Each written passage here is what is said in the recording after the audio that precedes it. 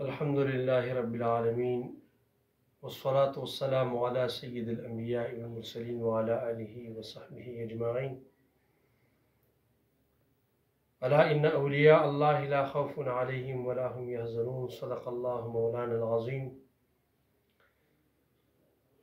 میرے بزرگوں اور میرے بھائیوں اور میری بہنوں، اللہ جل جلالہ نے اولیاء کرام کو اپنی طاعت اور اپنی فرمانبرداری کی جو توفیق عطا فرمائی ہے، ان میں سے اس کی قبولیت اور اللہ جل جلالہ کی بارگاہ میں اس کی مقبولیت کی ایک اہم دلیل یہ بھی ہے کہ اولیاء اللہ جو اللہ کے دوست ہوتے ہیں، ان کی شب و روز اللہ جل جلالہ کی یاد میں بسر ہوتی ہے.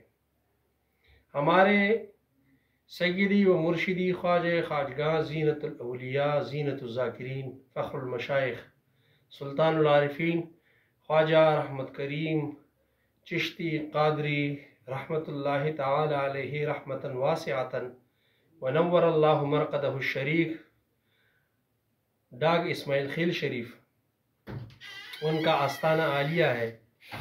تو ان کی یہ عادت کریمہ تھی کہ وہ اللہ جل جلالہ کی یاد اور اللہ جل جلالہ کے ذکر میں اس طریقے سے منہمک رہتے تھے کہ شب و روز رات اور دن کے جتنے بھی لمحات ہیں اس میں اللہ جل جلالہ کی یاد سے وہ منور ہوتے تھے.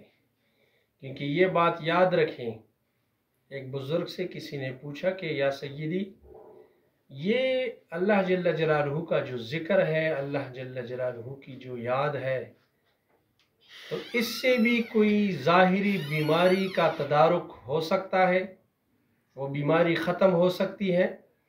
تو انہوں نے فرمایا کہ ضرور، کیونکہ اللہ جل جلالہ کے ذکر سے ایک خاص نور پیدا ہوتا ہے، اور اس نور کی برکت سے ایک قوت اس مومن بندے کو عطا کی جاتی ہے، اور یہی وہ قوت ہوتی ہے جو کہ اس ظاہری بیماری کا تدارک بن سکتا ہے اور بن بھی جاتا ہے.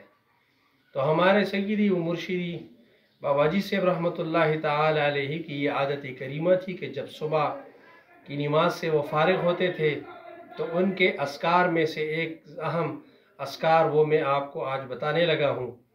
سورۃ یاسین شریف کی تلاوت وہ فرماتے تھے، اور اسی طرح مختلف اذکار جو مسنون دعائیں حزب العظم کی شکل میں وہ بھی وہ پڑھتے تھے.